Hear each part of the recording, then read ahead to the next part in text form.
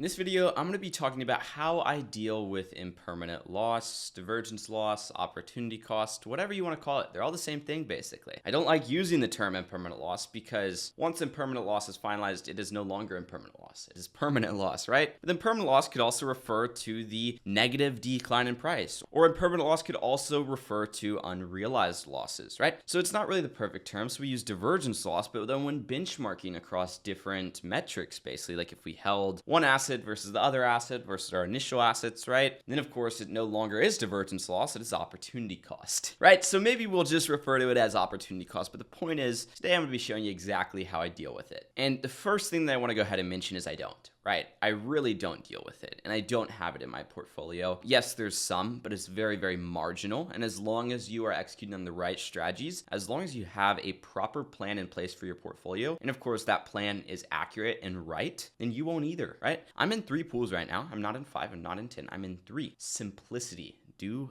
less and make more. That's something that one of my mentors told me one time, right? Less is more. And it just hit me. It's like, okay, well, yes, I could do that in business. I can do that in my life. But most importantly, I could do that in DeFi. Why manage 5, 10 positions when I can manage 3, right? Ultimately, the reason why is because you want to have diversification, but I already have that diversification when it comes to my hodls. My DeFi portfolio should be simple so it can consistently produce me income. And it can do that with low risk. So as far as opportunity cost goes, the number one way to deal with it is not have too many positions. That way you can put your time on the positions that are actually doing well and actually beating opportunity cost and divergence losses. Number 2, we need to realize that divergence loss and impermanent loss and all those, right, are inevitable. It's going to happen. There's going to be some there. And I want to go ahead and show you this. Ethereum to Aave, right? Yes, this seems like a great position. This one has $5.50 of divergence loss. It's not a lot at all compared to the $537 in income I have, but it is going to be there. It is inevitable. If we take a look at another position I have, which is Ethereum to Spec, this one's actually at a $44 profit versus holding the market or so, $337 in earnings. There's $300 in divergence loss here, a lot higher. And this one has 30% of the capital that the Aave one has in it.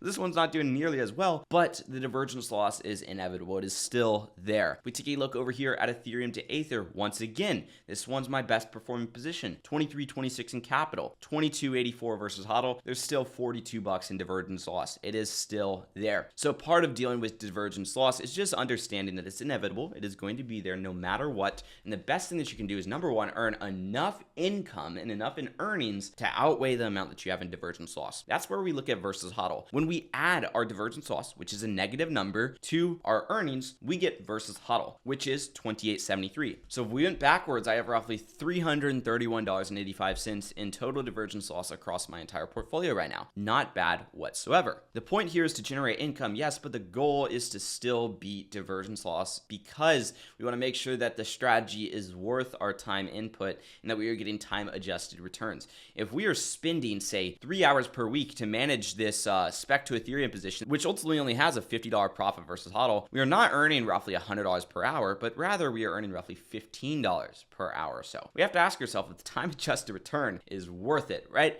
Is our time worth more than $15 per hour? Would we forgo that $15 an hour that we're creating to spend time with our family, to spend time with our friends? I sure as hell would. Fuck that $50. I'd rather spend time doing things that I actually enjoy as opposed to looking at numbers on a screen, right? Now, $100 an hour, that's where we're like kind of getting into the nitty gritty, right? Whereas $2,300 over the course of 3 hours, right? Pretty damn good return. I might have to give up some time with family and friends. Sorry to you guys, in order to make a living right here. So that's lesson number 3. Always make sure that those earnings outweigh that divergence loss. That's the best thing that you can do, and that comes down to simulation, right? We want to, before we even hop into these pools, make sure they make sense, right? Dive into the simulation page over on Metrics Finance. Matter of fact, we're going to do this live right here. We're going to dive into Simulate, and we're going to say, okay, well, how much can each asset go up, right? We've already got a range in here. Well, if Aether were to go to, let's just say, 9 cents, up 31%, and then ETH was to go to, let's just say, $4,000, or even we we be a little conservative, say $3,900, right? That's Aether going up 31%. That's ETH going up 15%. We have divergence losses of $666, right? It's 2.5% roughly. We only need 9 days to cover that opportunity cost, basically. After 9 days, we generated enough in fees to outweigh that $666, basically. And that's because we're doing a 130% APR. So we're making sure that the pool actually makes sense, and we can adjust our ranges after we kind of run through this process and run through this simulation. We can adjust our asset ratios, so on and so forth. It's a simulation process, basically. And that's why I by far love the simulate tool more than the track tool, because a lot of my time is not spent tracking, but actually simulating different positions before I end up deploying my hard-earned capital into it. And of course, not all pools make sense. This Aave one, I'm actually about to get out of this Aave one tonight because, well, number one, gas fees are low at night, and I'm on the Ethereum network over here. But number two, this return has gone down over time. It started very, very high when we were doing crazy volume, like 20, 25 million a day, 20 million over here, like 17 million over here. Now we're doing like roughly 4, 3, sometimes $2 million in volume per day. Not really worth the time that I'm putting in. And also at the same time, the APR is now 30% roughly or so.